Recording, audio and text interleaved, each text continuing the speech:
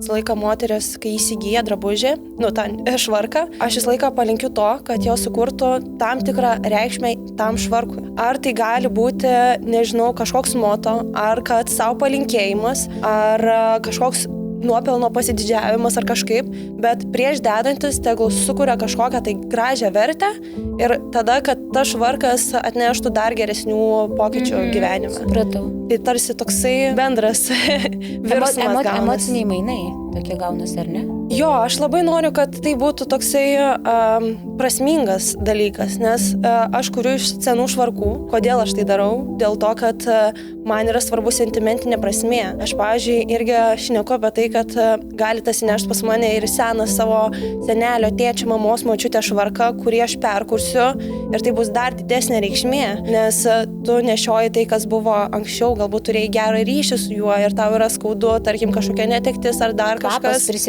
Kvapas, prisiminimas, vaizdas kaip nešioja ir aš priemu tai kaip labai svarbią žinutę ir tokį jautrų aspektą to žmogaus, kad perkurti taip, kaip neprarandant to viso kažkokios prasmės, bet perkurti taip, kaip kad atskleisti ir to žmogaus, kuris nešios jo savitumą. Taip, paneri ir randi deimantą, žinai. Wow, labai man. Ir jisai dar nenugludintas, jis gludinasi. Jo, jisai gludinasi. Ir šiaip, šį savaitgalį buvau Mugiai, tam pop-up'e, kur aš buvau. Tai... Jo, gerai. Šnekėk, pasakok. Mes po to pradžią padarysim, pasakok, pabaigsim. Gerai. Tai dalyvavau pop-up'e ir man labai kažkaip didelė vertė, kuria ta situacija, kad aš nuvažiuoju tenai ir pamatau žmonės gyvai, kaip jie matuojasi ir kaip jie reaguoja į viską. Ir kiek daug komplimentų gavau, aišku, aš jų dar nemoku pilnai priimti ir dar mokinuosi visame tam procese esu, bet šiaip labai fainiai ir labai džiaugiuosi, kad žmonėm patinka ir kad jie mėgaujasi ir man, kas yra svarbiausia, kad pamatyt tą žmogų, to žmogaus akis ir veido išraiškas, kaip jisai reaguoja užsidėjęs. Tau grįžtamasis ryšys patinka toks, ar ne? Tai prasme, tau patinka, kai kitiems patinka, ar ne? Tu gauni tokį tarsi prisipildai atgal, ar ne? Jo, man yra gera. Man, pavyzdžiui, patinka labai ir staigmenas daryti kitiems žmonėm, nes aš labai mėgstu, kad kitas žmogus irgi gerai jaustųsi. Ir man, pavyzdžiui, irgi yra labai svarbu tas ryšys, kuriamas su mano siuvėjom. Tai man irgi svarbu, kaip jos jaučiasi, kaip jos gyvena, kad visa tas kūrinys gimtų iš to tokio pilnatvės ir gero jausmo. Nes man tai yra svarbu, kaip žmogus jausis po to, ką mes sukursim, ką mes įsiūsim į siūles ir sukursim kokią bendrą tą istoriją. Tai čia daugiau jau netgi gaunasi ne dizaino studija, o filosofija kažkokia, ar ne tavo? Jo. Kad ta prasme, tu ne tik darai arba kuri daiktą, ar ne kažkokį, bet tu emociją ir jausmą į jį įdedi. Ir jeigu jūs visi įdedat į jį savo tą teigiamą emociją, jisai gauna tokią vertę labai gerą, ar ne? Taip, ir man, kas dar svarbu, tai kad aš, pavyzdžiui, visą laiką moteris, kai įsigyja drabužį, tą švarką, tai aš visą laiką palinkiu to, kad jos sukurtų tam tikrą reikšmę tam švarkui. Ar tai gali būti, nežinau, kažkoks moto, ar kad savo palinkėjimas, ar kažkoks nuopelno pasididžiavimas ar kažkaip, bet prieš dedantis tegul sukuria kažkokią tai gražią vertę ir tada, kad tas švarkas atneštų dar geresnių pokyčių gyvenime. Supratau. Tai tarsi toksai bendras virsmas gaunasi. Emociniai mainai tokie gaunasi, ar ne? Jo, aš labai noriu, kad tai būtų toksai prasmingas dalykas, nes aš kuriu iš senų švarkų. Kodėl aš tai darau? Dėl to, kad man yra svarbu sentimentinė prasmė. Aš, pavyzdžiui, irgi šneku apie tai, kad gali tas įnešti pas mane ir seną savo senelio, tėčio, mamos, močiutę švarką, kurį aš perkursiu ir tai bus dar didesnė reikšmė, nes tu nešioji tai, kas buvo anksčiau, galbūt turėjai gerą ryšį su juo ir tau yra skaudu, tarkim, kažkokia netektis ar dar kažkas. Kvapas, prisiminimas, vaizdas kaip nešioja ir aš priemu tai kaip labai svarbią žinutę ir tokį jautrų aspektą to žmogaus, kad perkurti taip, kaip neprarandant to viso kažkokios prasmės, bet perkurti taip, kaip kad atskleisti ir to žmogaus, kuris nešios jo savitumą. Ir taip pat dar rekomenduoju, tarkim, išsiuvinėti kažkokią frazę, irgi tokia kaip paslauga pas mane yra, kad dar labiau būtų individualesnis švarkas ir rimtesnis. Jo. Tai va, mėlyjei, tai mes šiandien studijoje turime Arte, tu esi Arte, Laurita, ar Arte, kaip tu pati? Arte, Laurita. Arte, ar ne? Ir tai yra mergina, kuri yra kažkas tokio, nes apart to, kad jinai daro tikrai labai unikalius ir gražius dalykus, ką aš pati mačiau savo akimis, todėl net turbūt nereikėtų sakyti žodžio patikėkite tuo, realiai, bet ir turi labai gerą aurą, nes aš po ilgo laiko tarpo atėjusi pas ją, aš pavirtau pati kūrybą, nes, prasme, su tokiu užsidegimu rodė savo gaminius, su tokiu užsidegimu mes stojom prie mano gaminių, kuriuos norim padaryti kartu su ją, ar ne, kad nuo jos fantazijos, nuo energijos, nuo impulso, nuo elementariai žibančių akių, aš pati pasineriau kūrybą ir pasijaučiau dalinai tą minutę dizaineriu. Ir aš supratau, kad tai yra labai unikalu, nes kaip ir tu ką tik prieš tai sakei, kad tai nėra vien tik siuvinys.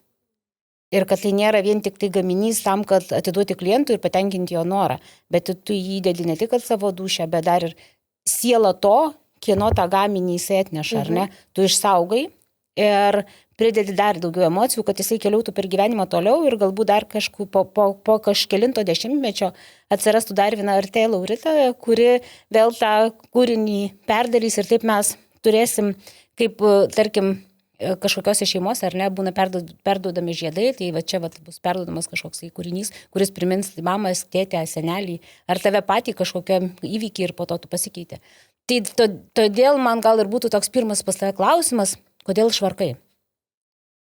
Kodėl švarkai? Tai šiaip gal tai buvo mano silpnybė daugybę metų, nuo paauglystės. Man visą laiką buvo švarkai ir pats patogiausias drabužis, čia gali maikutę užsidėti, bliuskutę, nesvarbu ar marškinius, ir visada gerai jautiesi su švarku.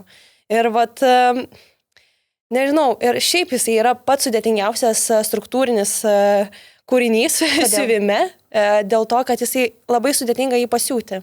Ir reta siuvėja, kuri imasi to, jeigu taip nuo pagrindo siūti, arba tuo labiau persiūti. Tai bent jau aš susidūriau su tokiom situacijom, tai kad arba nori nuo nulio kurt, o persiūti, tai to labai labai sudėtinga, iš tikrųjų, sudėtingas procesas. Arba tu nuo vaikystės jau norėjai užsimti siuvimu, ar ne? Nebuvo, kad nuo vaikystės norėjau būtent su siuvimu, bet keitėsi. Iš pradžių norėjau galbūt būti modeliuku. Ten make-uperė. Tai. Tada, nežinau, niekada dainininkė nenorėjau būti, bet visą laiką mane lydėjo kažkokia tai meno šaka. Tai šokiai buvo muzikos mokyklas, su smuiku ir fortepijonu grojau. Visada kažkas su menu būdavo. Tai, o po to kažkaip ir vis mano mintise būdavo nuo pat paauglystės, kad aš noriu savo kažką sukurti. Noriu savo sukurti ir kad kurti kažkokią prasmę žmonėm. Pradžių galvojau, noriu grožio salonų, bet galvojau, apie ką tai? Ar tai yra prasminga kažkaip? Taip, tai neša kažkokią naudą žmonėm. Greitą rezultatą taip pat. Greitą rezultatą, bet aš vis galvojau, ko aš noriu. Ir kažkaip palaipsniui aš vis krypdavau prie tų švarkų, kas man ir labiausiai patikdavo nuo pat paauglystės, kai aš rinkdavausi vien tos švarkus. Tai kažkaip ir nusprendžiau, įvykus tam tikrom transformacijom gyvenime, tam tikriem iššūkiams, kažkaip galvojau, gal reikia pabandyti, nes ilgą laiką aš vis galvojau, kad aš nenoriu viena to daryti, nes atrodo tai labai daug iššūkių reikalaujantis procesas. Ar aš tikrai viena susitvarkysiu, ar aš mokėsiu visą tai daryti ir panašiai. O tu studijavai dizainą, ar tiesiog pati? Ne, aš nestudijavau, aš visai kitas studijos sritis baigiau, kelius mokslus, 3 studijų sritis. Čia Lietuvoje kaip taisyklė yra privalu visą tai baigti, kad maždaug jeigu ką. Tai, bet kas juokingiausia, kad aš po studijų įstojau neįstojau, nuėjau į visiškai su drabužiai susijusias sritis. Ir vis mano gyvenime būdavo... Jie persipindavo, ar ne? Jo, ir aš realiai kažkaip mano tos studijo kryptis, kurios buvo 3. Aš visiškai sudėjau į stalčiuką, supakavau į papkę ir tiesiog jie stovi tie popierėliai. O šiaip tiesiog mano visa darbo sritis buvo vien su drabužiais. Matydavau, kaip moteris, ką renkasi, kokios problemos pagrindė būdavo ir dėl ko stresuodavo pagrindė. Tai tavo pirmas švarkas, tu prisimeni, ar ne? Prisimenu. Ir kaip jis maždaug? Eina savo, jisai buvo labai toksai išmylėtas ir toksai simboliškas buvo tai, kad aš ant jo prisivau tokias motyvacinės frazes, kurios mane irgi motyvavo kažkaip. Tai pirmas švarkas buvo pačiai savo, ar ne? Ne, jisai buvo tiesiog sukurtas šiaip, kažkam, bet tai buvo su... Ne konkrečiam klientui tiesiog, ar ne? Ne konkrečiam, nei savo, nei kažkam, tai tiesiog aš jį sukūriau tiesiog iš savęs, ko galbūt man tuo metu irgi reikėjo. Tokie padrasinantys žodžiai. Ir aš atsimenu, kam aš padovanojau tą švarką. Aš kažkaip labai laukiau, jisai buvo pardavime, viskas okei, bet aš kažkaip visą laiką pajaučiu, kada yra tas švarkas tam klientui, bet aš šiaip niekada to nesakau. Ir labai noriu, kad tas žmogus pajaustų, ar tai yra apie jį, ar tai ne. Ir niekada aš nebruksiu to savo gaminio. Tai čia įvyko ta situacija, kad irgi dalyvavau tokioj konferencijoje ir aš buvau irgi tokia kaip mugės dalyvė. Ir atėjo viena mergina ir kažkaip mes susibendravom, jinai man atsivėrė, kad sirgo onkologinė liga. Ir aš kažkaip labai stipriai pajaučiau tą jausmą, kad aš labai noriu jai padovanoti tą švarką. Tiesiog, kad jinai išgyveno labai sudėtingą periodą ir man tai buvo labai jautru. Ir aš kažkaip tą savo pirmąjį kūrinį padovanau jai su intencija tai, kad ją lydėtų visos tos frazės, kurios buvo išsivinėtos tenai. Tai va. Ir čia tavo pirmo švarko tokia kelionė, labai graži iš tikrųjų. Jo, man kažkaip aš vis prisimenu tai ir man kažkaip labai gera. O su ta mergina po to kažkokių kontaktų buvo, matėjai, kaip tavo gaminys gyvena toliau. Nes ta prasme, tu sukūrė, atiduodi, nes įdedi ten dušę. Vis tiek turbūt įdomu, kaip jisai gyvena toliau. Nebuvo, kad taip dažnai matydavau ir panašiai, bet tikrai teko matyti, kad jinai dėvėjo ir tikrai labai laiminga. Man tas labai faina buvo, kad jinai įliejo tą kūrinį į savo visą garderobą ir į savo gyvenimą. Tai man tai kažkaip, didelę prasmę aš teikiu tam kažkaip. Man labai įdomus dar toks aspektas, kaip ir tu sakai, kad tu, tarkim, matai švarką ir tu maždaug supranti, kas turi iš jo gimti, ar ne? Ir viskas yra gerai, jeigu tavo klientui patinka, o jeigu klientas yra toks, kur jūs, tarkim, visiškai opozicinės sritys esate, ar ne? Kaip tokiu atveju? Ar tu tiesiog leidi jam tada reikštis, užsimerki ir darai, ar vis tiek tą dalį savęs vis tiek įdedi? Aš manau, jeigu žmogus ateina pas mane individualiam švarkų kūrimui, aš tikiu, kad jam patinka mano kūryba ir mano mąstymo kampas tam tikras. Aš visą laiką turiu tam tikrą klausimyną, kurį arba... Aš pati tarp kitko įpraėjau. Turiu tam tikrą klausimyną, būna priklausomai ir nuo žmogaus, kiek jisai tame yra. Aš užduodu klausimus, kad išsiaiškinti, kas jam patinka, ko tas žmogus nori ir ko jisai nori ar nenori iš tikrųjų. Tai visą tai įvertinus aš pradedu paišyti, rodyti, klausti, ar tinka, nepatinka tam tikros mintis. Buvo, kad atėjo žmonės tiesiog, aš noriu va tokio ir ne kitaip. Tai aš tada tokio kažkaip išgyvenau tam tikrą sudėtingą periodą, bet aš priėmiau sprendimą. Nes šiaip iš esmės tu nesi tiesiog, ta prasme, dizainerė. Tu esi truputėlį daugiau, tu daugiau gal netgi esi menininkė, kuri dirba su dizainu. Ir pas tave ateiti ir tiesiog noriu va tokio modelio suknelės, tai raibė siuvėjų, eik ir pasisiūk, ar ne? Tai va tą ir pasakiau, kad sakau, aš tikrai nekopijuosiu, aš kalbu apie vienetinius švarkus ir man tai yra labai svarbu, kad aš išlaikyčiau savo žinutę, neapgaudinėčiau savo klientų ir žmonių, kurie mane seka ar žiūri, tai kažkaip man tas yra svarbu.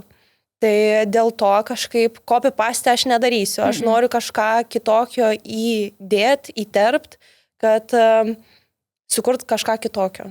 individualaus, kad tai nebūtų kažkoks atkartojimas, o kiekvienas dalykas turėtų savo atskirą istoriją ir jisai būtų visiškai kitoks negu visi kiti. Tu niekada išėjęs į gatvę nesurasi antro tokio. Ne, niekada. Nes tu nekopijuoji. O yra buvę taip, kad tiesiog nesutikai daryti. Taip, buvo. Tai kad atėjo su keliais švarkais, kur sakė, aš noriu taip, šitam švarkui noriu taip, šitam švarkui noriu taip, o šitam noriu šitaip. Ir tai buvo šiaip gan visiška pradžia mano to ir aš dar gryninausi, ką man reikia daryti, ar čia reikia, ar ne. Bet aš pasiėmiau to švarkus ir aš tiesiog sėdėjau namuose ir galvojau, apie ką aš iš tikrųjų. Ar aš turiu padaryti taip, kad būtų finansų gauti, ar aš visgi to. Tai visgi paėmiau ir pasakiau, kad ne, aš to nedarysiu. Man yra svarbiau sukurti tai, kas turi prasmę. O kaip tu tada apibūdintum savo klientą? Kas tai yra? Tai prasme, kažkokie šiek tiek crazy žmonės su kažkokiu polėkiu, kurie nori, tai prasme, kažkokių įdomių idėjų, ar jie drąsesni turi būti. Bet kaip apibūdintum savo rinkos daliai, kuriai tu labiausiai tinki? Šiaip visą tai, ką ir išvardinai, bet dar ką pasakyčiau, tai, kad žmonių dalis, kuri išgyveno transformacijas, aš apie tai ir kalbu, kad mano švarkai irgi yra transformaciniai, nes jie yra kuriami iš seno į visiškai naują, tai kaip ir kiekviena moteris ar vyras išgyvenę sudėtingus gyvenimo periodus, jie transformuojasi į kitą savęs versiją. Ir tai gali būti tarsi kelionė viso to proceso, kada mes pereinam tam tikrus iššūkius. Ir mes tampam šiek tiek drąsesni, mažiau galvojam, ką kiti pagalvos ofise. Pavyzdžiui, net ir dabar buvo per mugę atėjusi moteris, tikrai labai gražiai ir labai gražiai atrodo. Ir sako, aš šiek tiek bijau, kad tai mane keistai pasižiūrės. Ir net jos draugė sako, kodėl tu bijai? Sako, tai kad kaip tik tu atskleis save, kokia esi, o jos žiūrės visos. Žmonės visada žiūrės. Pavydės arba tiesiog žavėsis tuo, kad kokia jinai yra. Ir aš tiesiog nekategorizuoju, aš tiesiog kalbu apie tai, kad žmogus, kuris nebijo išsiskirt, žmogus, kuris nori parodyti savo unikalumą, ir nesvarbu amžiaus cenzas. Pas mane buvo ir 75 metų moteris, kuri įsigijo O jinai ta prasme švarkiuką, ar ne? Taip, ir jinai nuostabi tiesiog. Jinai tokia gyvybinga, tokia veikli ir tokio atviro mąstymo, kad mane pačią žavėjo ir kiek energijos joje buvo. Tai man tas labai labai patiko ir aš matau, kaip jinai dėvi. Šiaurietiškoje Lietuvoje, kada jaunas žmogus bijo truputėlį ryškesnės spalvos, ar ne įsidėti, nes visą laiką mes pripratę būti pilkai, rusvai, juodi ir visos kitos ryškesnės spalvos yra kažkokios tabu, tai sutikti moterį, kuri yra amžiuje ir taip drąsiai nerį, visą tai yra tikrai kažkoks stebuklas. Tai man irgi labai žavėjo, aišku, jinai čia konferencijų toj buvo, tai jinai kelias dienas stebėjo, žiūrėjo, vis atydavo pasimatuoti ir sako, jinai nusipirko 3 konferencijos dieną, o buvo iš viso 4. Ir jinai 3 dieną nusipirko, o 4 dieną atėjo, sako, žinok, Laurita, tu manyje pažadinai kūrybiškumą. Dabar aš noriu ir savo bliuskutę persidaryti. Tu pasižiūrėk, kaip aš planuoju persidaryti, pradėjau rodyti per telefoną. Sako, žiūrėk, Laurita, aš jau noriu irgi persidaryti savo švarkus. Žiūrėk, aš galvoju, nusipirksiu ten tą ir tą, užsidėsiu, ką tu galvosi. Labai džiaugiuosi, man labai patinka, kad jai patiko ir kažkaip inicijavo jos kažkokią tai kūrybiškumą ir drabužiuose. Tai man labai labai tas sužavėjo. Tu tarsi paėmė skrynelę, supranti? Jo, tai ir dar tos akis ir ta visa kūno kalba, man tas fainiausia buvo iš tikrųjų, kaip jinai visą tai transliavo. Tai... O dabar, tarkim, pas visus mus būna gerų dienų, blogų dienų, visokių tų dienų būna. Ir visi menininkai mes labai gerai žinom, kas yra įkvėpimas, kas yra iškvėpimas, kas yra išsikvėpimas. Kaip tu semiesi idėjų, kad jos nebūtų tos pačios, nesikartotų, kas tau padeda, sakysim, visą laiką būti ant bangos, kūrybingai? Ar tu važiuoji kažkokių ritualų, ar važiuoji į gamtą, ar pabūni su savim, ar skaitai knygą, ar nežinau ką, kas tave įkvėpia? Šiaip aš pagrindę atsipalaiduoju gamtoj. Man kodėl gamta? Dėl to, kad ten yra visiškas tikrumas, nieks nesuvaidinta, jokio feiko, nieko, viskas gryna, tikra taip, kaip yra, kaip sukurta. Ir man va tenai nuvažiavus, atsirestartinus kažkaip, tai atsigavus man yra žymiai geriau. Ir aišku, būna tų sudėtingų periodų, kada nėra to kūrybiškumo. Čia šiaip gruodžio sausio mėnesį man buvo toksai visiškas išsekimas ir pervargimas nuo viso to, kiek visko darau, lėkiu, bėgu ir bandau. Tai buvo išsekimas, bet ačiū Dievui kažkaip atsigavau ir atsirestartinau. Bet faktas, būna bangom tokie kūrybiškumo momentai. Ypatingai, kai aš gerai jaučiuosi, tada man ir eina tas kūrybiškumas. Kai gerai, visiems gerai. Jo, jeigu aš būnu išsekus, aš jau šiek tiek noriu atsiriboti, intravertiškai pabūti su savimi, gamtoj, prie jūros man labiausiai patinka, ten tiesiog išpučia visus blogumus. Jo, galva būna tuščia. Taip, ir kažkaip, tada aš grįžtu pasisėmusi. Tai aš pasikraunu ne nuo žmonių, o nuo gamtos. O, tarkim, turi kažkokius mėgstamus audinius ir labai nemėgstamus? Ne, kol nemėgtum dirbti? To nėra, kad aš mėgstu ar nemėgstu. Aš šiai akimirkai gal labiau yra mėgstamos, nemėgstamos spalvos. Oi, labai įdomu.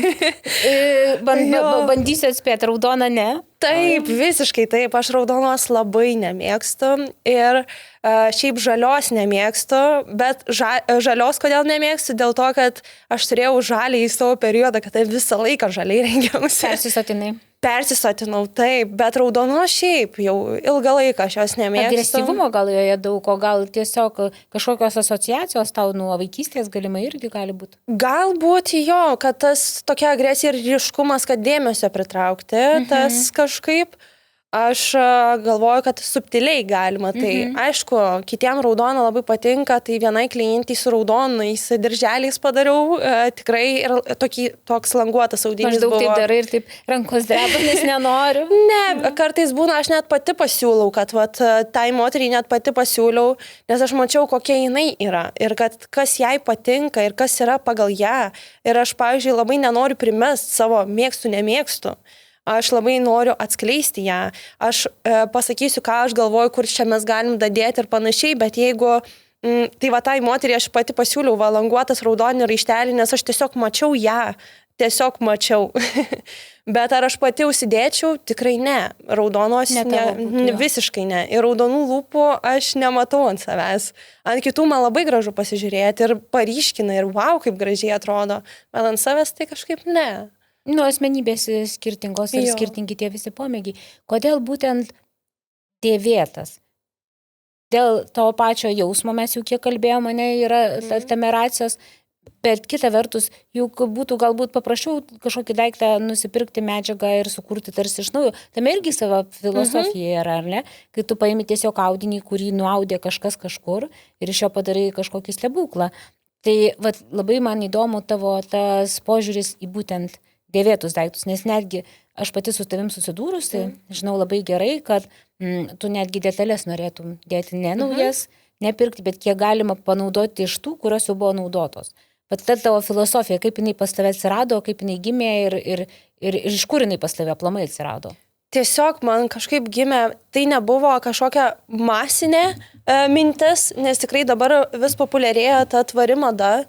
Bet man čia labiau iš tos pusės buvo, kad sentimentinė pusė ir tokio ilgaamžiškumo išsaugojimo ir kažkaip apie ateitį galvoti, nes ypatingai dabar mes tiek daug visko išmetam, tą masinę gamybę tiesiog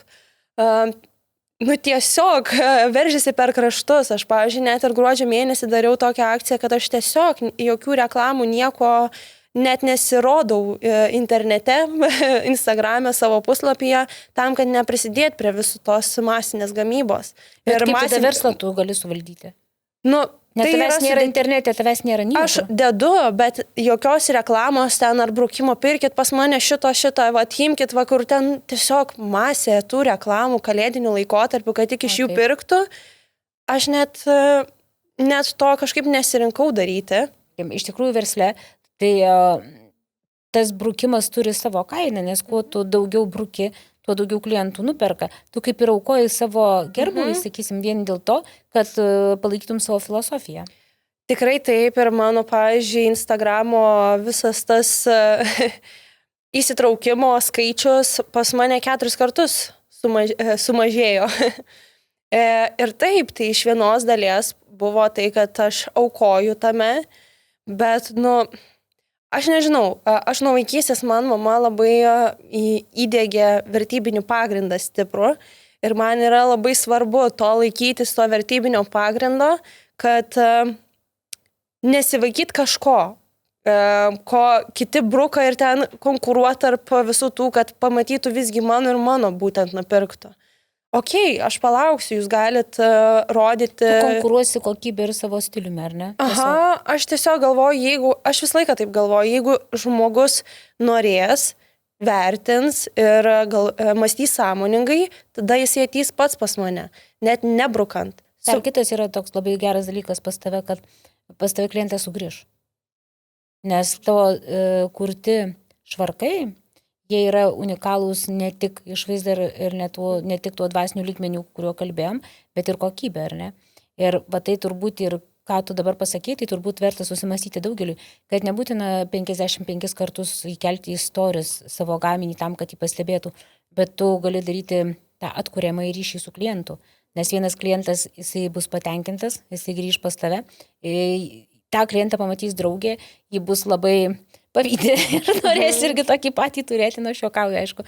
Bet dabar tu taip susikūri savo tą ratą ir tai jisai netgi realiai stabilesnis yra už tą vienkartinį pirkėją. Galimai ir, pavyzdžiui, aš susiduriu su daug žmonių, kurie komentuoja ir sako tam tikras pastabas, kur man tikrai yra svarbu, ką sako, pasiekia daugiau žmonės, bet ties šito aspektu aš labai kažkaip kategoriškai net galiu pasakyti, kad aš noriu išlaikyti tą vertę ir tą tikrumą, kas man yra svarbu žmonėse ir tas vertybės labiau nei kad ten kažkam paimsiu, imk va švarką, mano pats geriausias. Aš noriu, kad tu ateitum, pasižiūrėtum ir pats nuspręstum, ar tai yra tau gerai, ar tau priimtina ir patinka. Ir kaip tu į tą kritiką žiūri? Jeigu tai yra, sakysim, žmogus, kuris turi kažkokios patirties ir tau sako kritika kaip ir gerai, ar ne, bet tas, sakysim, masinė kritika, nes pas mus žmonės dabar visi ekspertai visur. Jie labai gerai nusimano nuo krepšinio iki rūbų siuvimo, iki padėlio ir iki visų kitų dalykų. Tai vat... Man kažkaip, kai aš gaunu tos kritikos, man šiaip labai net ir patinka gauti, nes aš galbūt peržvelgiu viską, ar aš tikrai teisingai darau. Ir aš tada perfiltruoju per save, kad pasižiūrėt, ar tai apie mane, ar tai ne, šiam laikotarpiui. Galbūt po metų aš kitaip mąstysiu, po 2, 3, 5, nežinau, bet šiai akimirkai aš tiesiog perfiltruoju per save tą informaciją, pasižiūriu, gal iš tikrųjų verta tą pabandyti, išbandyti, pasižiūrėti, o galbūt ir ne. Čia tas pas kaip ir ta klientė, tėva, aš noriu būtent to ant to švarko. Tai faktas, kad aš grįžau, išfiltravau visą tą, apie ką aš ir ką aš noriu transliuoti ir ačiū, ne. Tada šito kaip ir nenoriu. Nesunku tau atsisakyti? Žinoma, kad sunku būna. Būna tikrai sudėtinga Aš labai daug overthinkinu, pergalvoju visus dalykus. Ir tikrai ilgai galvoju ir tikrai daug laiko tam skiriu, nes man tai yra svarbu. Bet po to jau kai priemu sprendimą, tai ir priemu tą sprendimą, nes vis tiek turiu pasakyti žmogui, ar darom ar nedarom, ar tiesiog pasiūlyti kitą variantą kažkokį tai.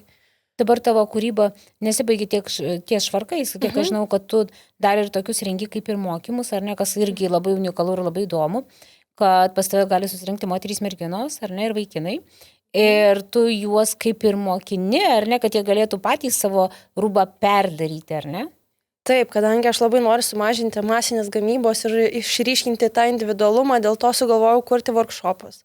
Workshopus apie tai, kad patys žmonės gali perkurti, atsineša savo seną švarką ir aš turiu tam tikrų dekoravimo dalių, kur, tarkim, prisiūti, nupiešti, prilipdyti ir panašiai. Tai ir to workshopo metu jie susikūrė naują savo gaminį, su kuriuo išeina patys visai kitokie ir irgi su unikaliu švarku. Labai įdomu. O iš tikrųjų, kiek maždaug laiko užtrunka minimaliai pakeisti švarko išvaizdą, tarkim? Tai gali trukti, nežinau, jeigu neskaičiuoto laiko, kad kol nusipirki dažus, tarkim, Jeigu žmogus tiesiog sumastė, kad kažką ant švarko taip tiesiog patapyti, tai 1, 2 ir viskas. Žiūrint, kiek žmogus nori viso to pokyčio. Gal kartais užtenka tiesiog sagas pakeisti, ne? Būtent ir sagos pakeitimas, potepis kažkoks, tai nukirpimas irgi gali būti. Tai irgi tam tikra transformacija ir to žmogaus kūrybiškumą lavina. Ar turėjai tokį momentą, kokį juokingą, kad padarai taip baisiai? Ir pati supranti, kad tai yra taip sufeilinta ir kaip tą įsprendė. Taip yra. Yra ir buvo tų situacijų, kad aš įsivaizdavau vieną vaizdinį ir kai susivėję kalbuosi apie tai, kad, darom taip ir taip ir taip. Ir ateini sekančią arba po 2 dienų pas ją ir tu matai, kad visiškai ne taip, sugadintas švarkas, galima sakyti. Tai faktas, kad tada pradedu galvoti, kaip jį dar galima perkurti. Būna ir nesėkmingų atvejų, kad kuri 3-4 kartus perkūrinėjai, nes tiesiog nesigauna ir tada tiesiog pati aš nešioju. Finale pati nešioju dėl to, kad jisai netinkamas prekybai, o šiaip gražus gavosi. Jeigu tai klientas? Jeigu tai klientas, šiaip neteko taip kažkaip susidurti, kad būtų kažkokia katastrofa. Šiaip yra vienas švarkas, kuris įpareigoja mane dėl savo sagų dydžio, tų skylių. Ir neišeina padaryti taip, kaip mes kalbėjom, nes yra įsipareigojimas tam tikras.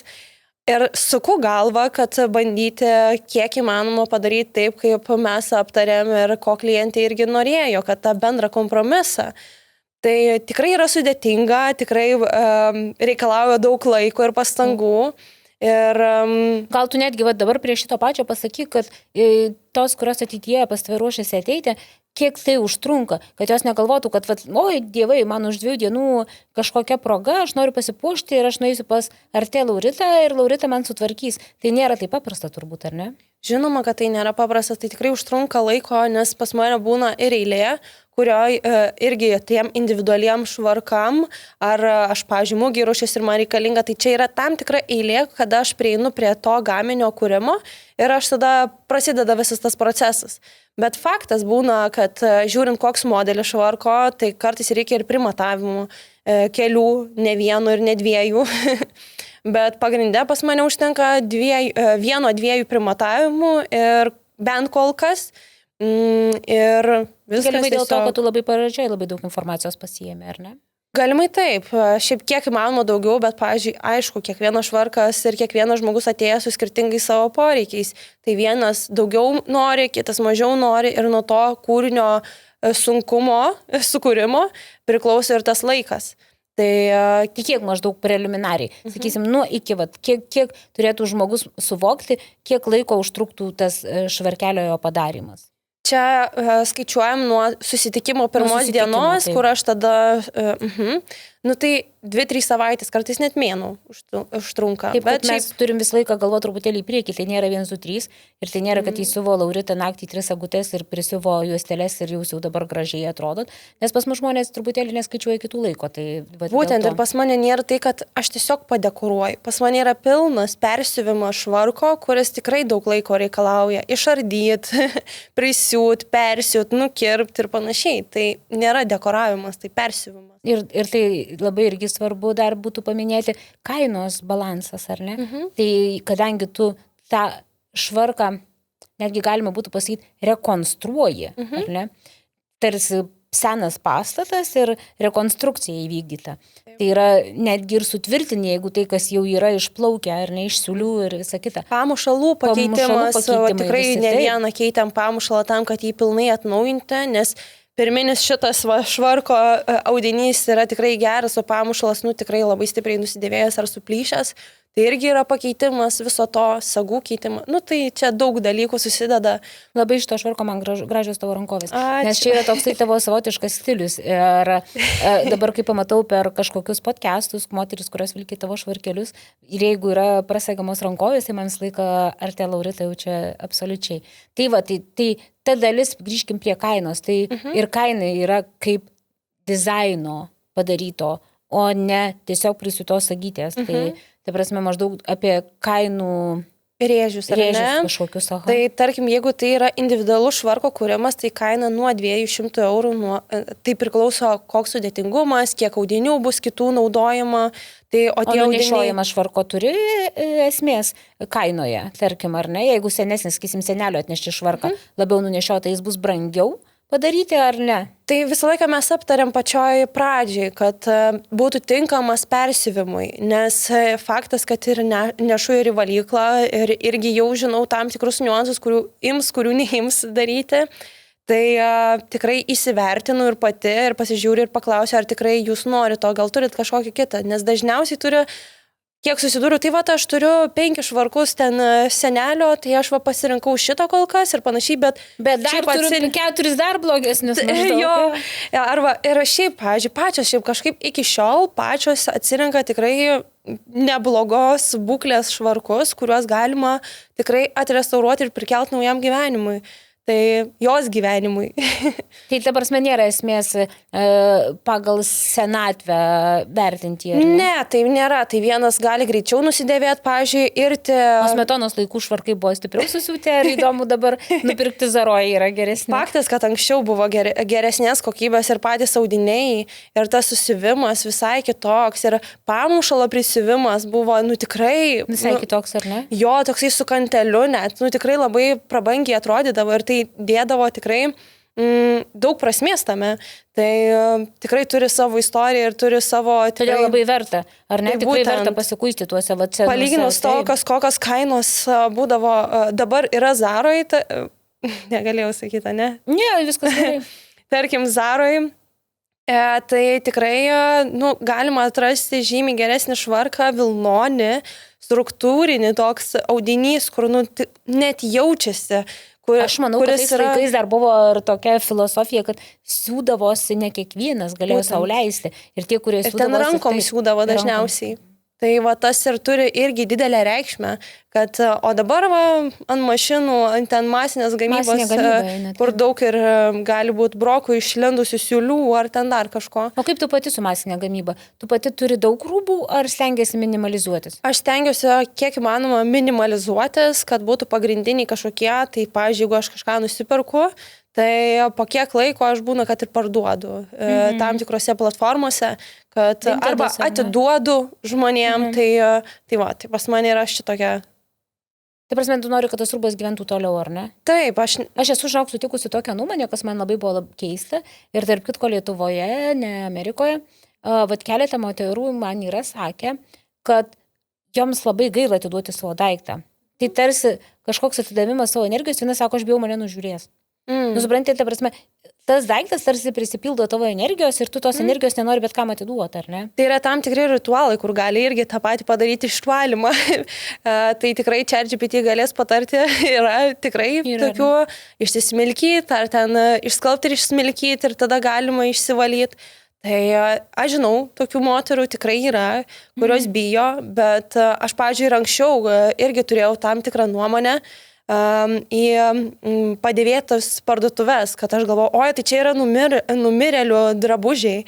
Bet dar žinai, tokias mitas sklandė, kad atseit jie yra, net kvepia tais, išpurškia juos. Taip. Jie turi tam tikrai drabužiai, padėvėtose tam tikrą kvapą, bet jį įmanoma panaikinti. Bet, sakau, kažkaip anksčiau, kai galvodavau, kad oi, čia numirėliai, aš niekada neturėsiu šito ir nepirksiu ir panašiai. Bet kažkaip ilgainiui nuo vaikystės man pasikeitė šitas mąstymas ir kažkaip kitaip pradėjau visą tai žiūrėti, kad tai tikrai labai didelę vertę neša. Čia yra požiūrio klausimas. Tai būtent požiūrio ir sąmoningumo klausimas, ką mes renkamės. Ar mes toliau prisidedam prie tos masinės gamybos ir žemės naikinimo, ar mes prisidedam prie tvarumo ir saugojimo. Tai irgi tokie pasirinkimai. Nėra dar tos studijos. Tu labai smarkiai dirbai, aš mačiau, tu vežėsi daiktus, tu ten persikraustai. Vis tiek kažkokia tai tokia jau pirminė tavo... Yra lokacija, kur aš šiek tiek eksponuoju to švarkus, svajoju apie savo nuosavą showroomą. Aišku, tam darbo daug dedu, kad aš pasiekčiau savo tų tikslų. Labai noriu sukurti erdvę, savo tokią erdvę, kad sukurti tokią atmosferą, kad moteris atėjusios galėtų atsipalaiduoti. jaustis saugiai, išreiškiant save ir savo poreikius. Ir tiesiog kūrybinė tokia erdvė būtų. Tiesiog man norisi sukurti saugumą ir kūrybiškumą moterim. Tai tu dabar jau kaip ir turi kažkokią vietą, ar ne, į kurią persikėlė, bet tu tik tai dabar jau bandysi ją, kaip sakoma, įsikurdinti, ar ne? Ne, tai bus laikina stotelė, bet labai siekiu, kad aš ten esu nuomojuosi, kad aš galiu priimti ir klientus ir panašiai, kad gali pas mane ateiti ir pasimatuoti švarkus, bet šiaip svajoju apie savo nuosavą, tą studiją, kur visiškai viena būsiu arba ten su keliom, kad irgi kūrėjom, kad... Kokią tu taip norėtum Lietuvos mastu lietuvę žvaigždę moterį aprengti savo švarku? Vat, kuri tave inspiruoja, vat, kuriai tu sukurtum būtent tą švarką, kuris būtų wow? Geras klausimas. Aš šiaip labai daug žaviuosi moterų, kam aš norėčiau sukurti. Labai daug yra tų asmenybių ir jos paliečia tam tikras skirtingas perspektyvas. Bet šiai akimirkai aš labai norėčiau daugam sukurti, bet dabar galbūt kaip tik buvau jos mokymuose ir jinai seniai norėčiau labai stipriai. Mūsų elegancijos ir mūsų stiliaus ikona. Aš ją žiūriu ir aš tiesiog visą laiką žaviuosi. Taip pat ir Vaida Gudo man labai patinka, jos tas stilius, tas kitoks požiūris, visą tai man labai patinka. Neiššaukiantis, bet kaip sakoma, old money, ar ne? Tu matai ir tau taip gražu, tarsi atrodo viskas susilieja su jos charakteriu, ar ne? Jo, ir taip kūrybiškai, labai gražu, tai labai labai norėčiau sukurti. Aš manau, kad po šitos laidos aš parašysiu. Jei arba pati matys laidą ir jūs susivaibinsit, nes būtų iš tikrųjų labai šaunu, kad tavo nors vieną kūrinį jį išnešiotų Milane ar Londone ar Paryžiuje, nes jinai pastoviai važiuoja į madų šou ir tai būtų kažkoks tai toks naujas tavo švarkų gyvenimo etapas prasidėtų, ar ne? Taip, ir man labai žavi jinai kaip asmenybė, Irina. Tai, tiesiog, kaip jinai irgi atsidavus yra moteriam, žmonėm, kur jinai konsultuoja nemokamai stiliaus klausimais, tai, tiesiog. Labai daug dalykų daro nemokamai, ar ne? Labai, ir tai matosi, kad žmogus irgi yra su vertybėm ir tam tikrų požiūrių. Tai vadinasi, tu ir pinigai nėra lygų, ar ne? Nėra lygų. Yra daugiau kažkoks menas, ar ne? Kažkoks. O tu niekada nebandai tapyti?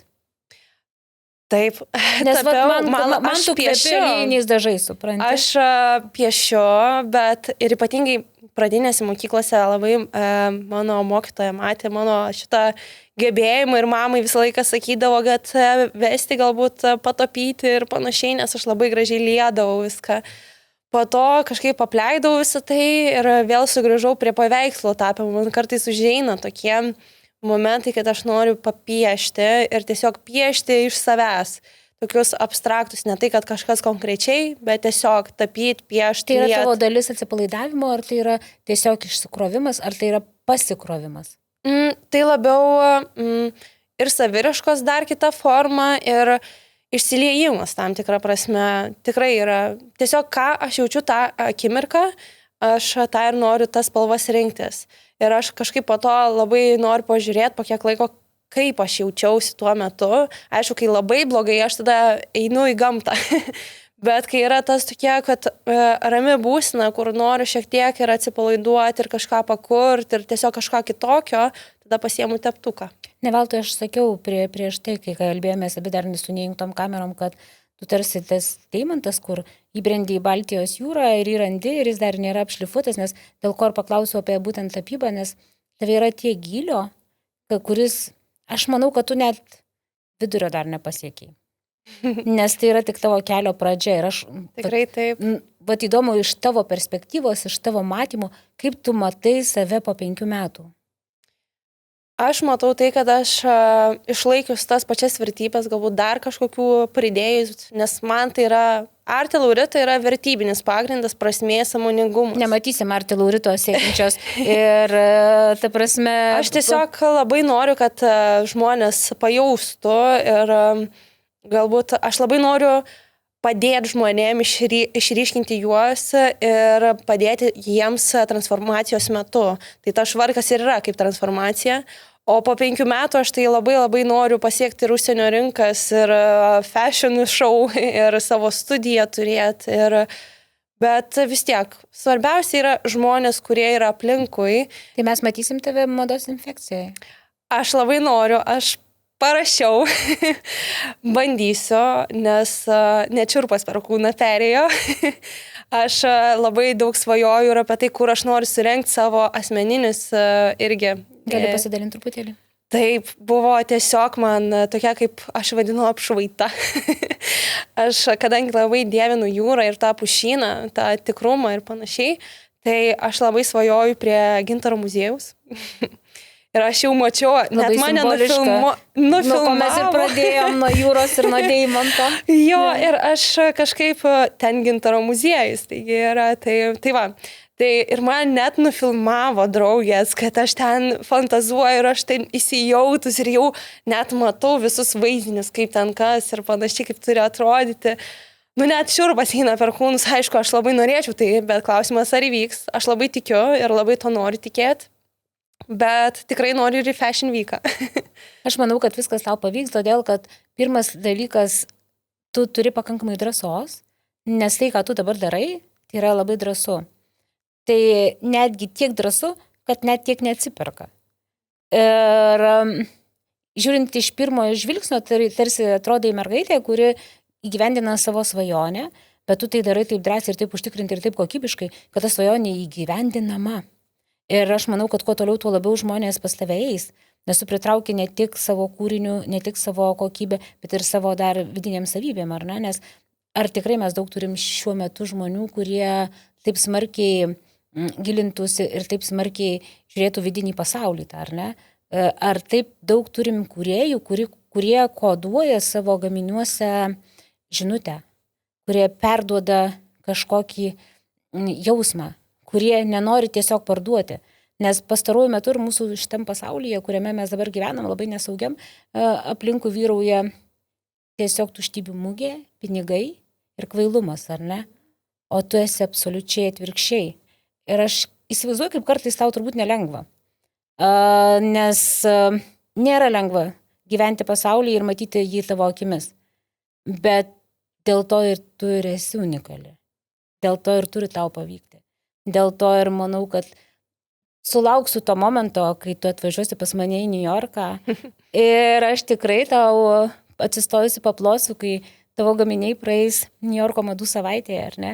Nes svajonės pildosi. Svajok atsakingai, labai atsakingai, nes kai reikia gyvendinti, žinai, kiek yra reikalų, ar ne? Taip, tikrai taip. Bet ką aš galiu tik pasakyti, tau ačiū, kad esi. Ir norėčiau tokio kaip ir paskutinio tavo pasisakymo, ką tu palinkėtum moterims ar merginoms ar mergaitėms, kurios irgi norėtų eiti tavo keliu.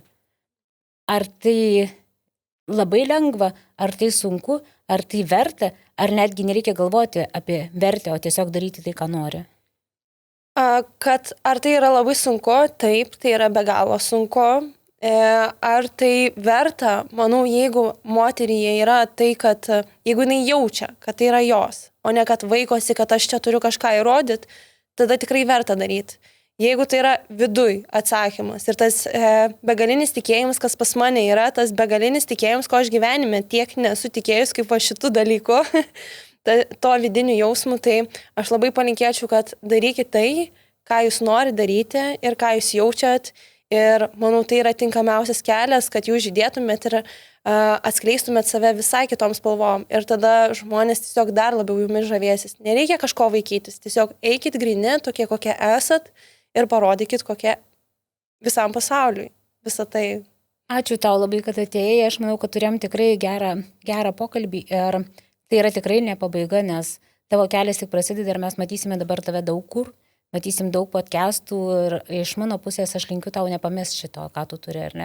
Bus visokių gyvenime sprendimų, bet jeigu tu tai išlaikysi tą savo savitumą ir savo tą filosofiją, tai pasaulis po tavo kojomis. Tikrai. Ačiū labai, labai miela tai girdėti, kažkaip labai vertinu ir jaučiu. Labai gera, aš tave irgi labai gerai jaučiu. Viskas. Ateik, aš noriu tave apkabinti. Ji verkia. Aš noriu tave apkabinti.